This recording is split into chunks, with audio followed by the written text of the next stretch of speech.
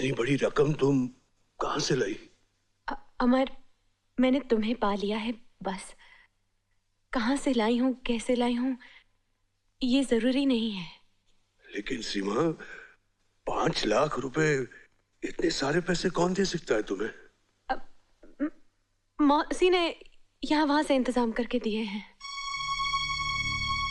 मौसी ने? हाँ। आओ अमर आओ। अब तुम्हारी तबीयत कैसी है? बिल्कुल अच्छा हो सर। गुड। देखो, एक बहुत इंटरेस्टिंग केस हाथ आया है। इस फाइल को पढ़ लो, अपने नोट्स तैयार कर लो, फिर बात करेंगे। किसका केस है sir? Media tycoon Rajiv Sinha पर मर्डर चार्ज। उसने एक औरत का खून किया है। सब डिटेल्स इस फाइल में है, देख लो।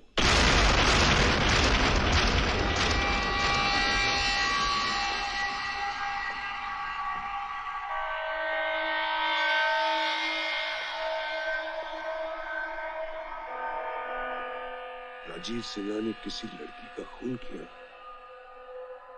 6 जून। 6 जून की रात को? ये कैसे हो सकता है? हाँ सीमा, ऐसा ही हुआ है। अब ये केस हमारे हाथ में है। अब राजीव सिन्हा को फांसी लगाकर ही रहूंगा। जिंदगी में पहली बार केस लड़ते हुए खुशी महसूस हो रही है सीमा। कहते हैं ना कि भगवान के घर देर है अंधेर नहीं। उसकी लाठी खामोशी से बरसती है। उस शैतान ने हमारी जिंदगी बर्बाद कर दी थी। कितना सताया था हमें, परेशान कर दिया था, जीना मुश्किल कर दिया था हमारा उस हरामखोर ने। लेकिन अब मैं एक एक बात का बदला लूंगा उससे। एक एक बात का बदला लूंगा सीमा। अरे हाँ, मालूम है उसका अपना ड्राइवर उसके खिलाफ गवाही दे रहा है। रामलाल श्यामलाल, 6 जून की रात को जो घटना हुई, जरा कोर्ट को बताइए। जी, अब 6 जून को रात के कुछ 10 बजे होंगे, जब मैं अपने घर जा रहा था।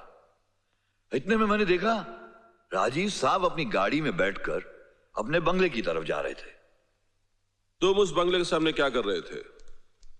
उनका बंगला रामलाल श्यामलाल के रास्ते में आता है जी। चलो ये मानकर चलते हैं कि राजीव सेठ का बंगला तुम्हारे रास्ते में आता है, पर क्या तुम यकीन से कह सकते हो कि रात को 10 बजे जो गाड़ी बंगले में गई वो राजीव सेठ की थी? बत्ती जल रही थी जी। मैं भी आगे बढ़ा, सोचा रामलाल श्यामलाल मौका अच्छा है, सेठ जी से मिन्नत करते हैं और उनसे ड्राइवर की नौकरी फिर से पक्की कर लेते हैं। लेकिन अंदर जाने की हिम्मत नहीं हुई साहब जी। क्यों, क्या हुआ? अंदर एक मेम साहब उनका इंतजार कर रही थी। कौन मेम साहब? जिसका कत्ल हुआ, नीलम मेम साहब। फिर क्या हुआ? अंदर मौसम बहुत खराब था, बहुत गर्मा गर्मी चल रही थी आपस में। मेम साहब चिल्ला चिल्ला कर कह रही थी कि उनके पास कुछ तस्वीरें हैं जो वो दुनिया को दिखाएंगी कि साहब कैसे आदमी है। इतने में साहब ने एक जोरदार तमाचा मारा उनके मुंह पर और कहा कि तुम मुझे ब्लैकमेल कर रही हो, मैं तुम्हें एक फूटी कौड़ी नहीं दूंगा। इतने में मेम साहब जोर जोर से चीखने लगी। बस मैं वहां से खिसक गया। मैंने कहा, रामलाल श्यामलाल, ये मौका अच्छा नहीं है नौकरी।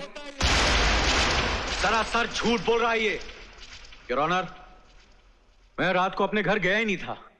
मैं रात को जा ही नहीं सकता था, क्योंकि 6 जून की रात को मेरे ऑफिस के इलाके में कर्फ्यू था। मैं कर्फ्यू हटने के बाद सुबह गया था। ये आप कैसे कह सकते हैं? आपके पास कोई सबूत है? जी हां, उस वक्त मेरे साथ ऑफिस में एक औरत थी। वो भी कर्फ्यू की वजह से बाहर नहीं जा सकती थी। हम दोनों सारी रात एक साथ थे। कौन थी वो औरत? उनका नाम बताने का कष्ट करेंगे आप? उस औरत का नाम... बोलिए बोलिए, रुक क्यों गए? किसी की इज्जत का सवाल है। इज्जत? किसकी इज्जत का ढिंढोरा पीट रहा है वो? अव्वल तो आसपास दाएं बाएं कोई लड़की है ही नहीं, और अगर जनाब जान बचाने के लिए कोई गवाह खड़ा कर भी देते हैं तो ले आएंगे कोई लड़की कोठे से उठाकर। तुम ही बताओ सीमा, कोई शरीफ लड़की उस बदमाश के साथ रात कैसे गुजारेगी? गर्दन फंस गई ना साले की, इसलिए छूट पे आ गया। मैं तो कहता हूं सीमा, उसे फांसी होगी या कम से कम उम्र कैद।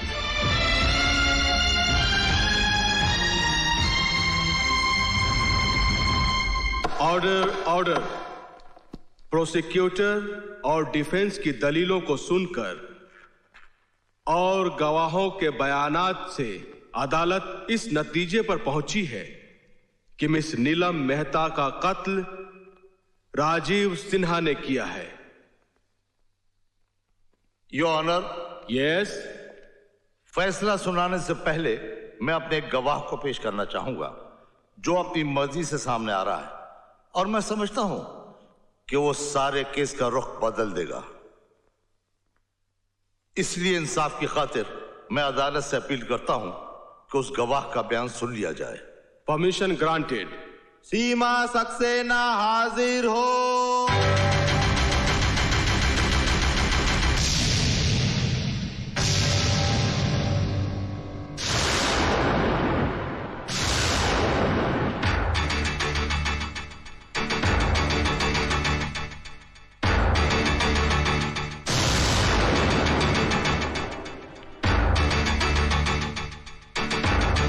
तुम्हारी बीवी है ना? मैं गीता की सौगंध खाकर कहती हूँ, जो कहूंगी सच कहूंगी, सच के सिवा कुछ नहीं कहूंगी। सीमा देवी, आप इस केस के बारे में कोर्ट के सामने अपना बयान देना चाहती हैं ना? जी हाँ। तो फिर आप अपने अल्फाज में कोर्ट को बताइए कि 6 जून की रात को क्या हुआ था। योर ऑनर, 6 जून की रात को कर्फ्यू लगा हुआ था। मैं सारी रात राजीव सिन्हा के साथ थी, सुबह होने तक।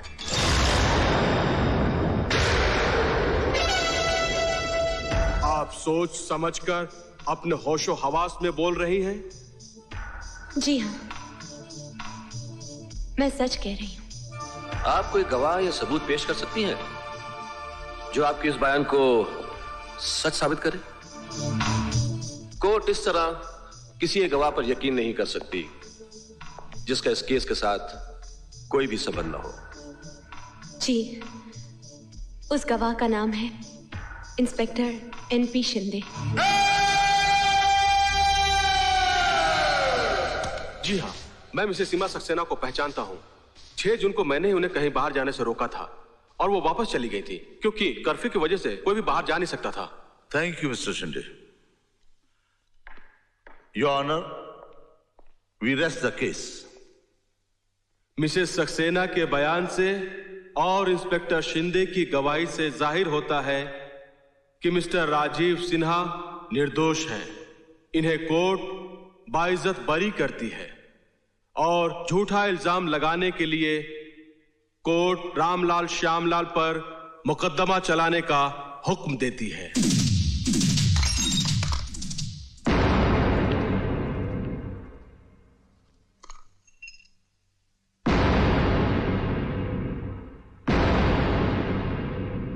तुम्हें यहां आने की हिम्मत कैसे हुई? अपने घर आई हूं। तुम इसे घर कहती हो? अरे ये तो वो 4 दीवारी है जहां झूठ बोला जाता है, धोखे दिए जाते हैं, फरेब होता है, जहां रिश्ते नीलाम होते हैं।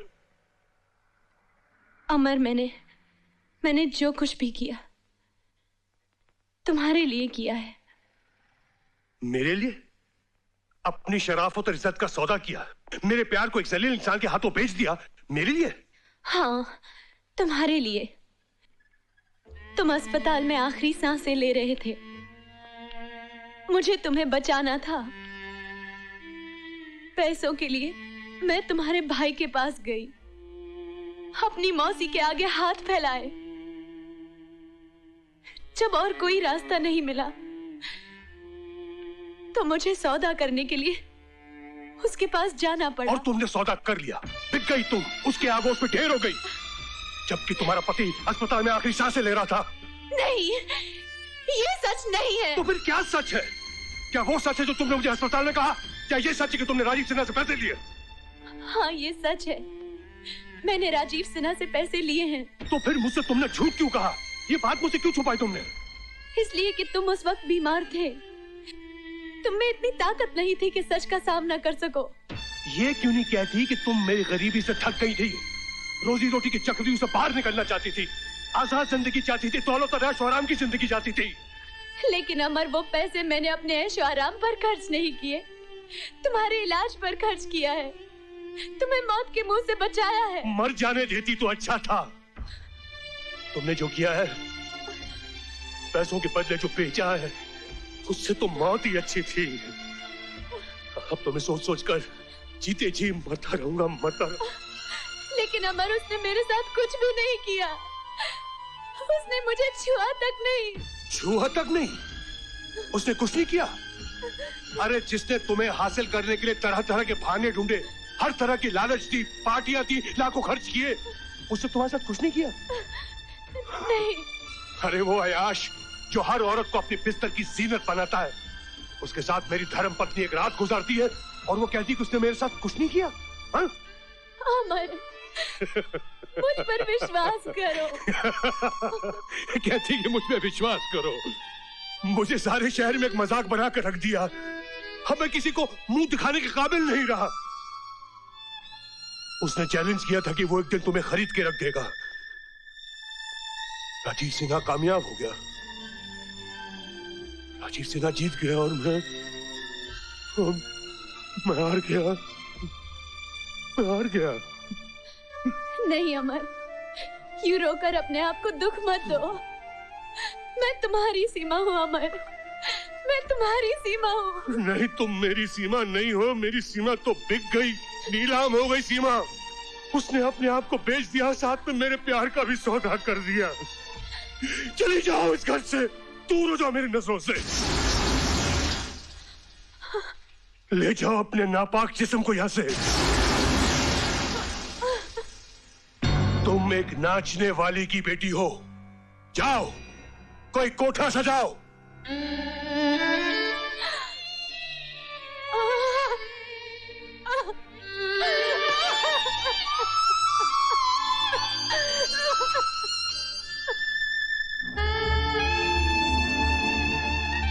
जाओ, कोई कोठा सजाओ। ले जाओ अपने नापाक जिस्म को यहाँ से। तुम एक नाचने वाली की बेटी हो। जाओ, कोई कोठा सजाओ।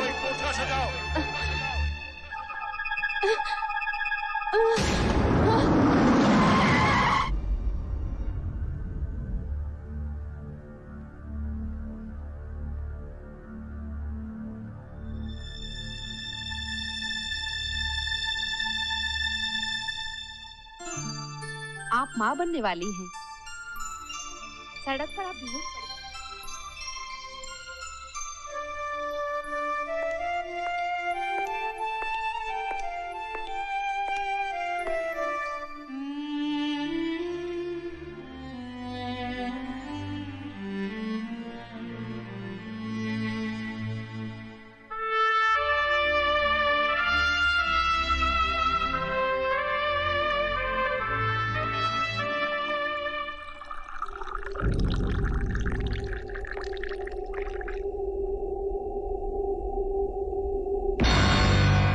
होश में अमर।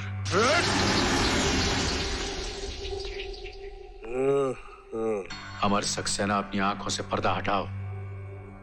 अपनी जलन, अपनी ईर्ष्या से बाहर निकलो। एक मासूम बेगुनाह लड़की पर इल्जाम लगाकर तुमने बहुत बुरा किया है। कल वो खुदकुशी कर रही थी। जिंदगी के इस कारोबार में कोई खरीदता है, कोई बिकता है, कोई जीता है, कोई मरता है। मिस्टर राजीव सिन्हा, तुमने इतनी शराब पी रखी कि तुम्हें होश भी नहीं है। ये भी नहीं जानते कि वो तुम्हारे बच्चे की मां बनने वाली है।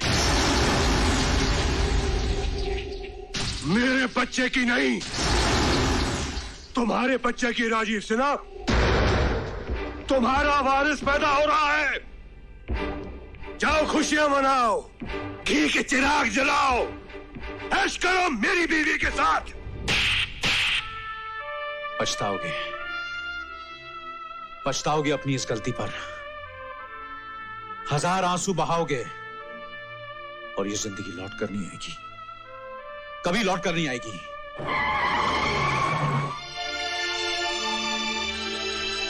सर,